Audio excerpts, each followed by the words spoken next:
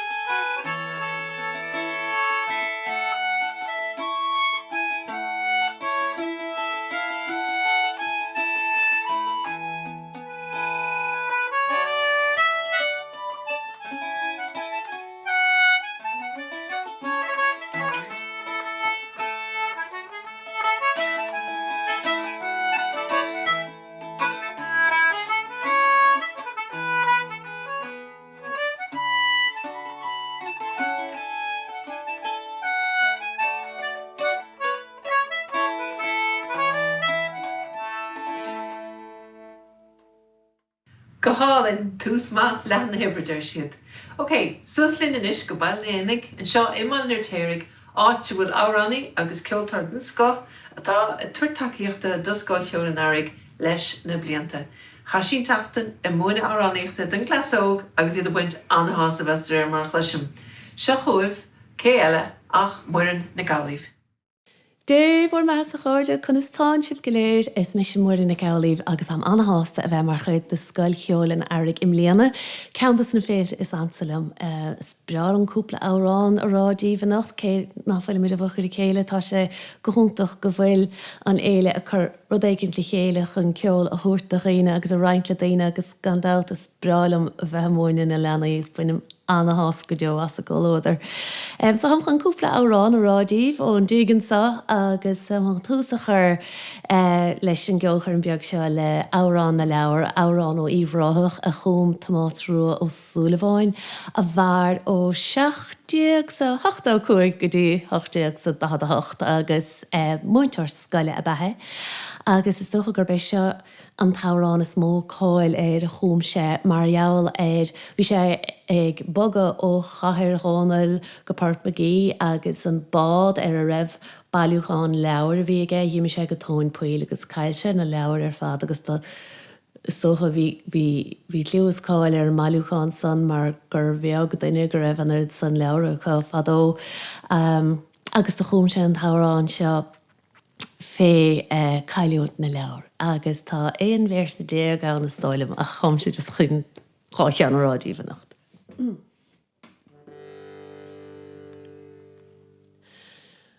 Go cuan bhelínte casach mé Gas gólin íbn dar Éire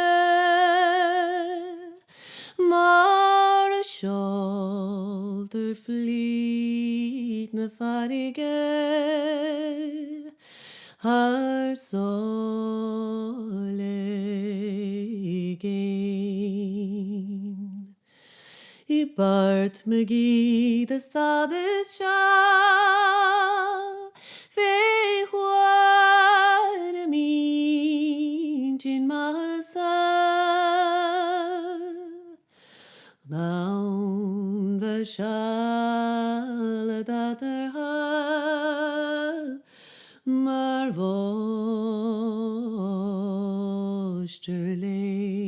vosterlein Is cear gur chóil Anocht ag chóch mo lean Gar I mór doní na chaile has an tóracht tren Na furab mo chríle hat se Devling an trí sé chalama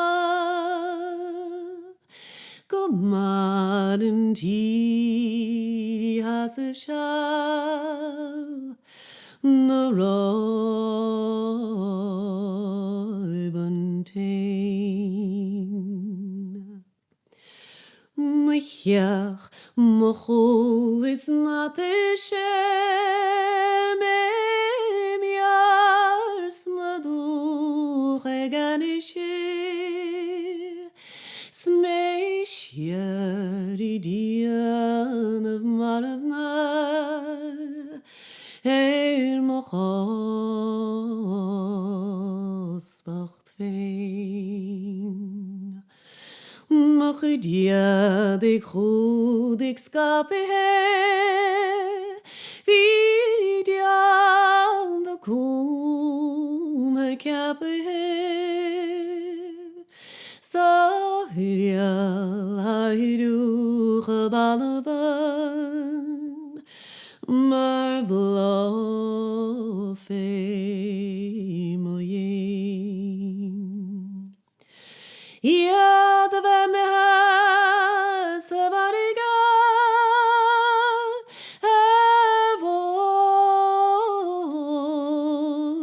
scéil.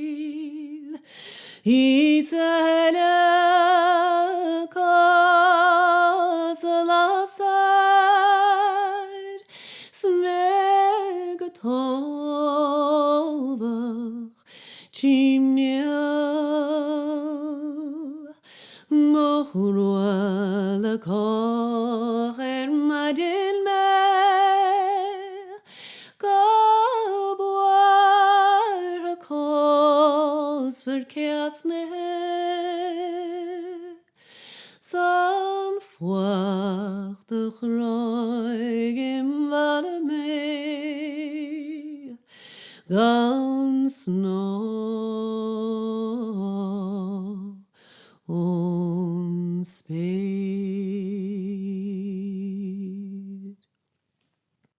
Ag Scoil Cheoil na bliana se caite, bhí teachla chéile fíor speisialta agan I dig an chanónig James Goodman I mBaile mór, áitir hain na ceoltóirí cuid de cheol a bhaillig James Goodman. An láthair an lá sin bhí Mick O'Brien agus ó hin tá fáiltechan gur amach aige le raiteach chuid cáirde de cheol Goodman. Tugann siad an Goodman trio ar a hain. Díomh agus fáilte Jack. Tá ife éimar agus me hain can cúpla palta haint díomh. As an leabhar se the tunes of the Munster Pipers. Port anseo a bhaillig Canon James Goodman a lár aniu isteach. Bhaillig sé na tune seo agus an port seo agus na heuran. The goig a moon. Ní mór an palca tá sa leabhar ní lech palca bháin anam na ach tá riil an ach darling hain tá rhythm an palca dó leis. Tá chormud an dá tune le chéile. Bannig I sultas.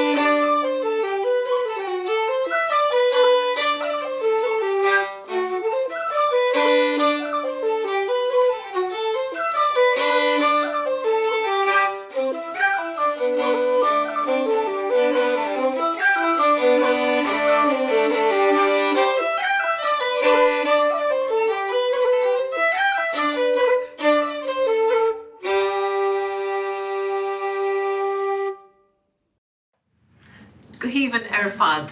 Earraigh is ní roiad ó bhaile ach síos cho fadar is an riasc áit a bhfuil duine de cheann Scoil Cheoil an Earraigh an tórádaí iontach ben ó Loinghsigh. Dear me Corca Carroll do lán bhna nóil. Sríte gan spalpín ó mbeirtaí ó na canil. Is a buchel nog men atá I bhhain again. Agus má winter Carroll was a tell. Tam sé tain tar seach is go brach fí bhrón.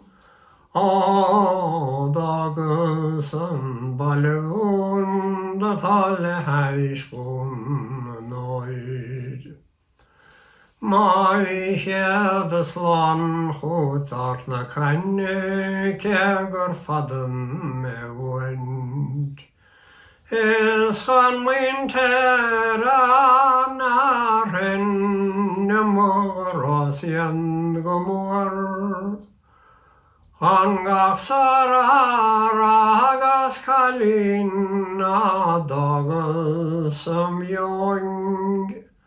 An mBaile tá na chéile an nóid.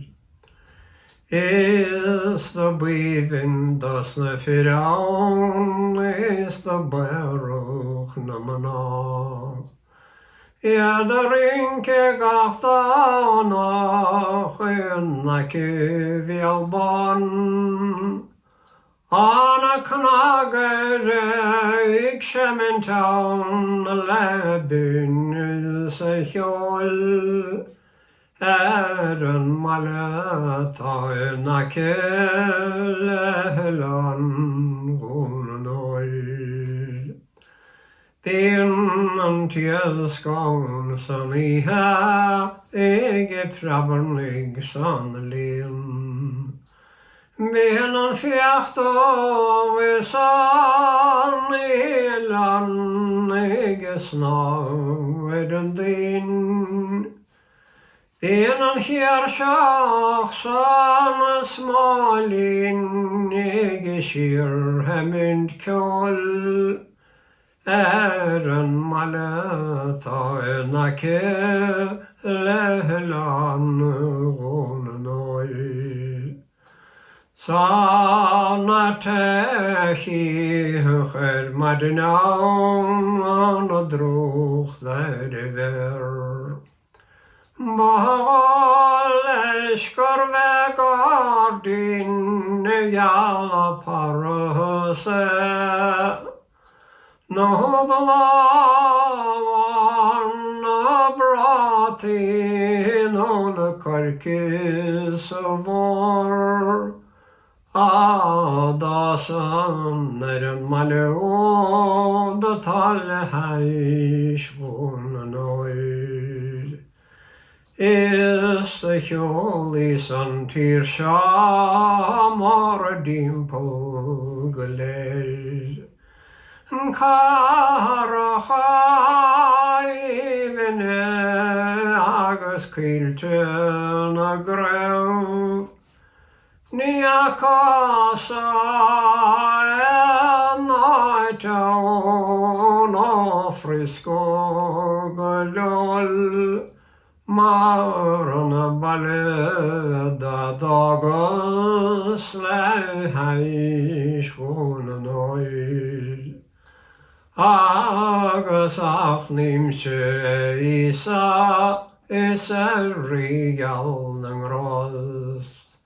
Saragónim den ivens na fleish go hard.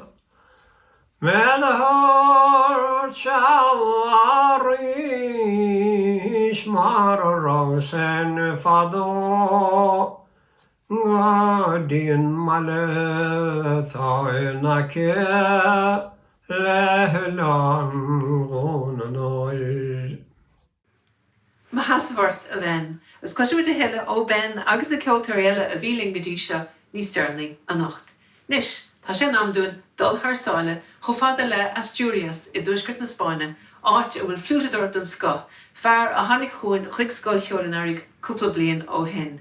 Fáilte mí sin is rih pepín de mún hallan. Jotas de José Ramón González, gaitero de Vilaquinte, concello de Cervantes.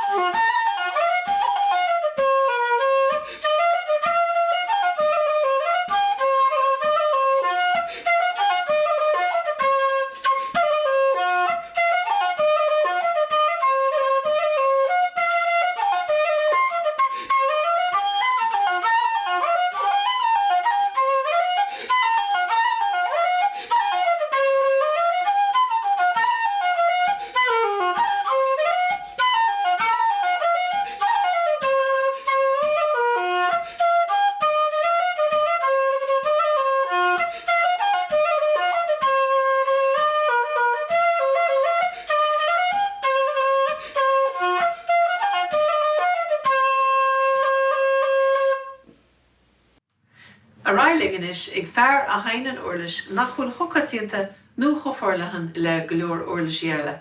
Beidir sé sin go leathrú mar tá sé go bhúine ag an Scoil Cheoil le cúpla bliana nos. Fáilte mís rih Andy ó Súlaháin. Seoíomh pólca tháinig cumsa ó Marasol Cíf as coscéim na carí in íorthóisceil chun de corcaí agus an tidaltáir a fólca na pólca Aoine Chaomh. Réir cosúirta denimnig Marasol Cíf an pólca sa ina mós garanín Aoine.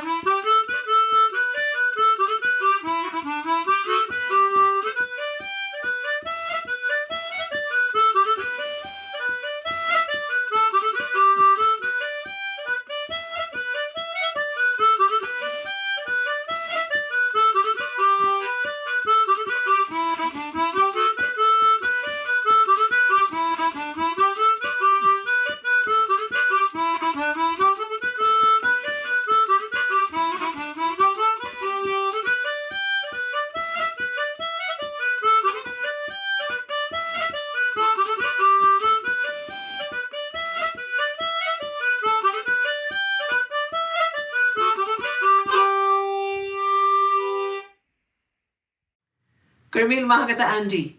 Nis, Eirraigh suas go bailach lia, áitiúil fearr a bhfuil bliain gnóthach chuir seachaige, ní amháin le cuasaí ceol, ach gur áitiúil sé féin agus a bhean le beirt leanamh óg ar an saoil le cúpla mínos, cóghardachas libh agus fad saoil ar i bheirt. I seint an hairdanger de Moray le písa ceol dar bannam Aoine, seachuin cuimhín O'Reilly.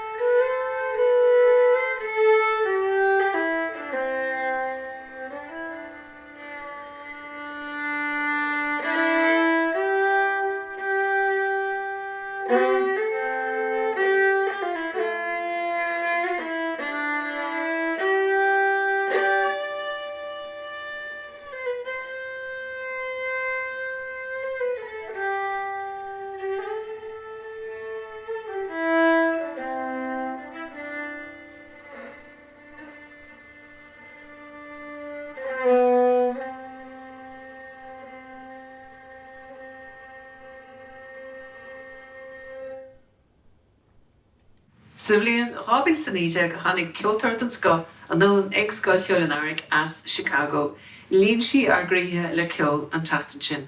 Is comador úntachaí, is bhailedor úntachaí agus tá annachreach ar fad a bhaint leí, ban úntach. A tiúla an Anocht ar an gitar atá Jenn Butterworth as Alban agus seochuibh Liz Carroll. Hi there everyone in Kerry, and Ballyferriter in particular. I'm here outside of Chicago. My name's Liz Carroll, and I'm happy to be part of the school this year and indeed the online concert. And I'm being joined by the absolutely wonderful Jenn Butterworth, and we're going to play a couple of tunes to begin with. And we wish you all well. And I was at the festival a couple of years ago. Brilliant time, and so we so miss it, really miss it, and but yes, hope you're all well, and here are a couple of tunes. So the first one is an Éire, and this was written for a painting actually of by Jack Yates, that he called Aoine and Kerry, and he did this around 1913. And so it's an air for Aoine and Kerry, followed by Aoine and Kerry, which is the real. So 2 tunes.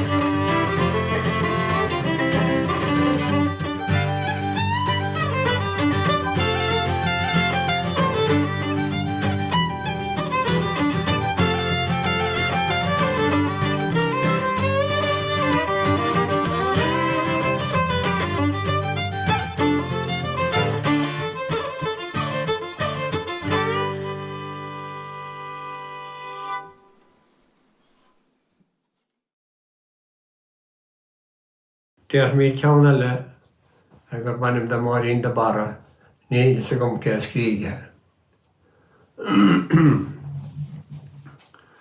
Mórín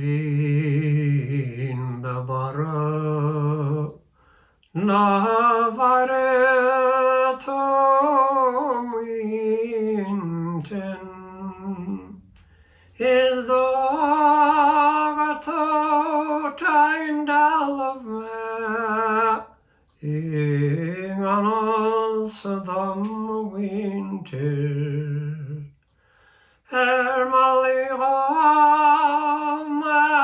Malabing is arts of ye me quino. Is my mar madden Margur Chalach to Krigum.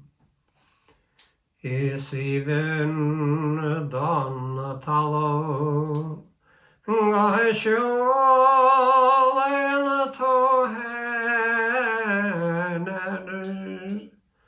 Is even done tallow. Nor heinen to versa. Is even done labo. In a linn to Fheirtéaraigh. Gos is even done a teshin. Ceolchoirm chéile. Da hilme to a valo. Lebrer has lemode. Da hilme to a valo. Lebriago is lepogo. Da hilme to a valo. Vrachon hornon. Ach doctor tine dallo. Hachtdan million mem. Dogus is dogus. Is the hogamachri grounden. Madden la muide. No gno son a temple. No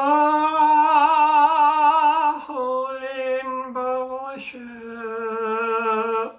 No ishken angyoro. Is the velin bavena.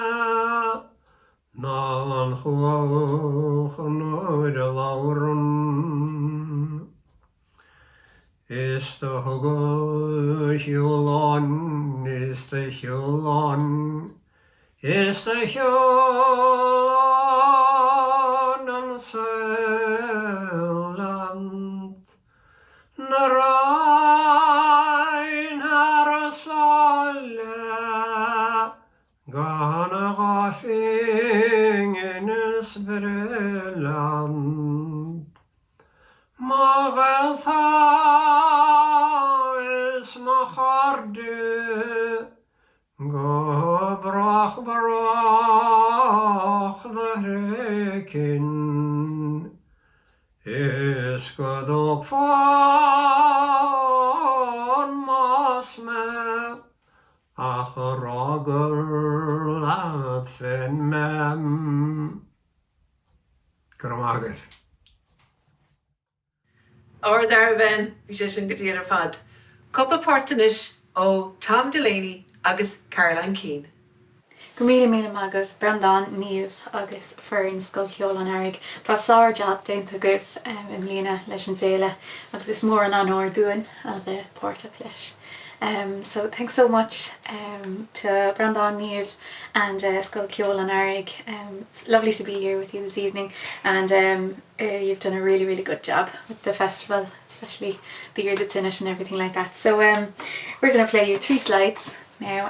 Cé ceann ná Charming Lovely Nancy, an tarna ceann ná Sleanán Liz Pole, agus an tríú ceann Jazzin' with Mag Leary. So enjoy these.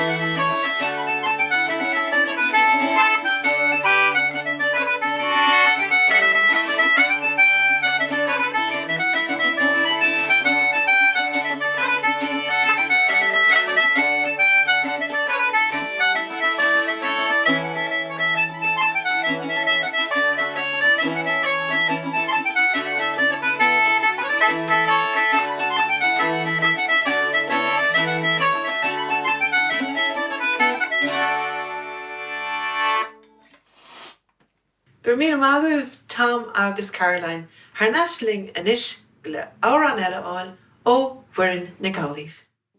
Ar bit le beganín rahamhan is bheith gomdíh agus seo an páistín fiún árán a chanhin a gcónaí na rivís leis an rúpa danú agus gan dátá cúpla legan difriú lán, tá legan déiseach ann chumá ach seo legan na háitasa, an legan daoinech agus tá chu fád asa, más mála bheith canaliom ní bheith éine a fearan agéiseach libh, so tásúil go bhúte bh buin taine bheits naithe, spéidir bhfuil coppa té nó lena féanana nó dhéigen difriú láimh a goibh seo an páistín fiún.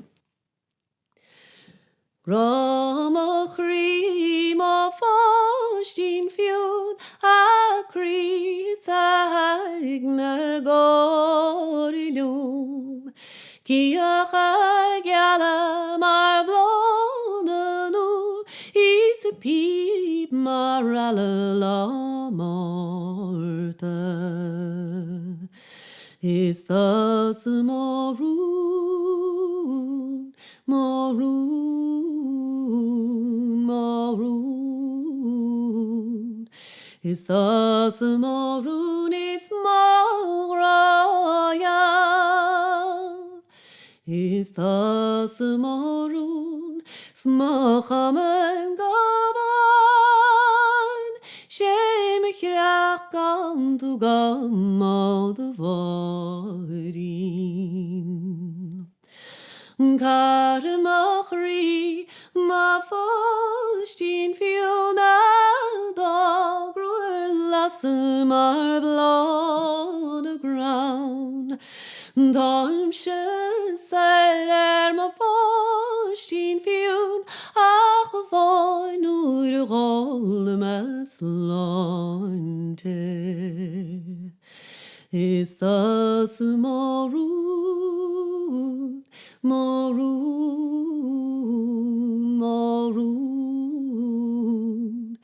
Is the summerun is royal. Is the summerun, smachamen gaban, shem krach gan tu gam all the varin. Na menschige balle mare min sugres gedown, nu ieder avare de land alone. Mo jurine make smaller fin county suga rollen as lante. Is the summerun, maroon,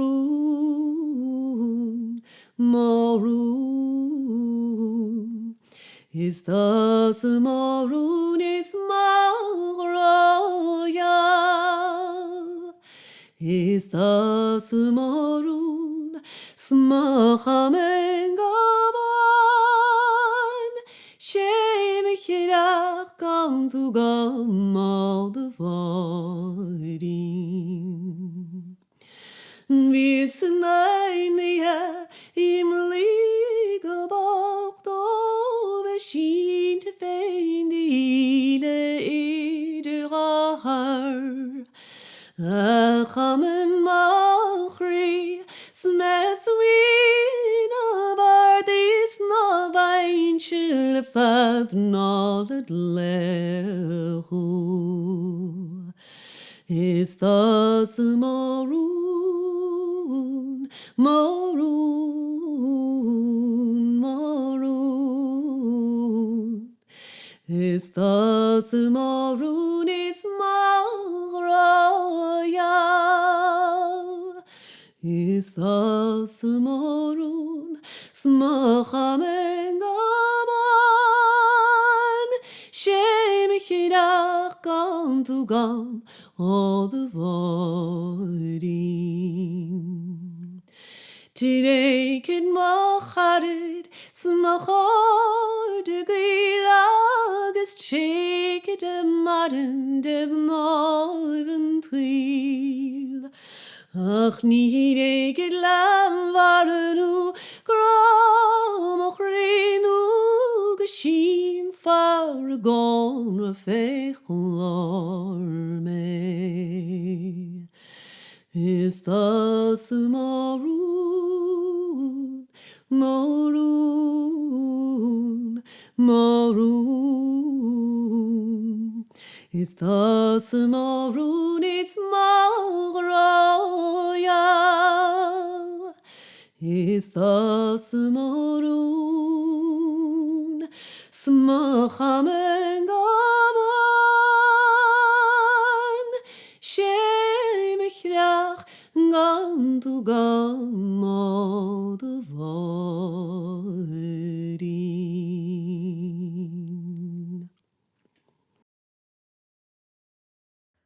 So myself and Jenn are going to finish off with a couple of jigs.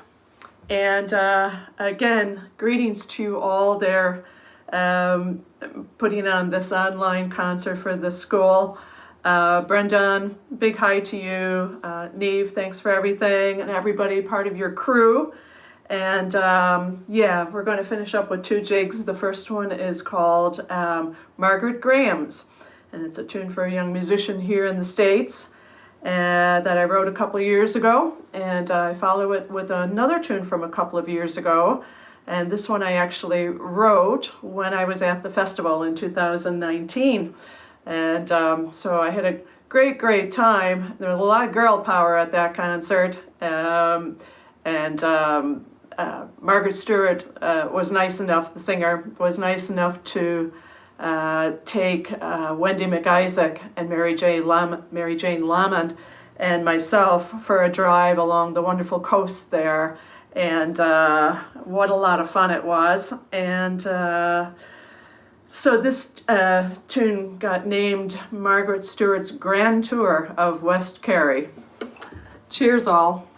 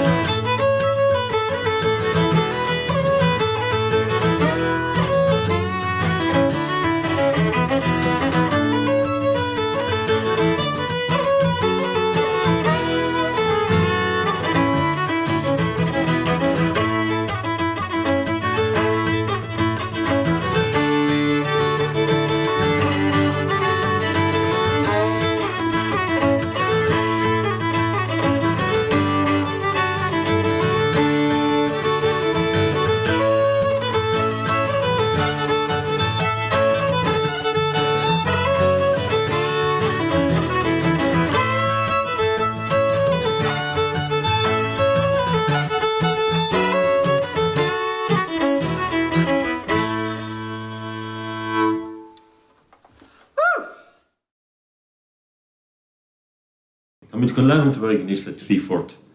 Split the Whisker, the Black Joke, agus Mary O'Hara. Tá ceann sa lár the Black Joke ansa mar fad, mar tá tagartí don siún seo ó 7 Earraigh. Tá sí simúil gur I 7 scríomh Museo Clementi, I dálach, Corca Dhuibhne agus Ceolchoirm, a bhí na chónaí Assassina ag an ná. Scríomh sé 21 variations ar an tún seo. Dí clúam cáhhair sé an tún seo ach bhí sé le fáil ag an ná. Is sin ansimúil ach tá sé I ghnústacht goodman sin an áid bhórmuid an tún sin. Gnám se just bhailing buchas bháil le chuiste an éile agus tá sé ionach go bhfuil siad chur a ceolchoirm seo ar líne tá chuilehanna. Gur maithí is bannaigh solta seo.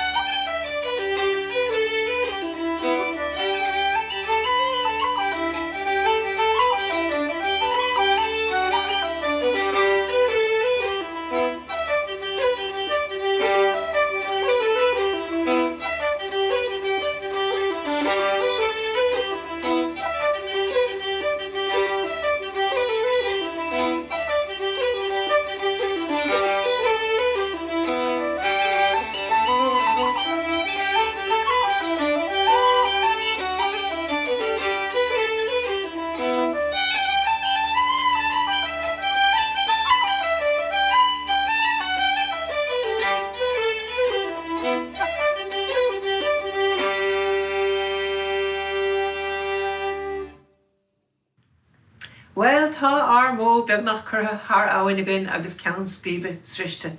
Tá muid fíormhaoch go deo dus na Ceoltóirí agus áránatha úntacha a tháinig le chéile leis an ihe speisialta seo a dhéanana. Agus tá muid buíoch chomá dus na múinteoirí a bhí múna rangana a gahaf na seachtaine. Nis, náidir na dermad go mé ceolchoirm eile again is tíomhmarach, beig brandan ó beag líon, beig Eilís Níchinéide an, beig Líse Kelly an, beig Alan Dónlachan agus Carlos Núñez agus go leor eile mar sin nachheilige 8 ihe marach a ríis híomh Scoil Cheoil Facebook Scoil Cheoil agus muid, agus seolaí seach na teachtaí bhreáling clúisteáil webh. Tá mí anna bhuaocht de gchéine a chur na an níon speisialta seo le chéile ó sin hartáin cúir de mórga agus mórní ganín obair na gapla deantacha agus am héin agus brandan a bheaglaí anna bhuaochtaíh. Nis, sula bhácamin sibh ceann amháin eile ó Pepin de Múnhallan íomh go léir. Moliñeiras de José Ramón González, gaitero de Villaquinte, y de Manuel Oposo,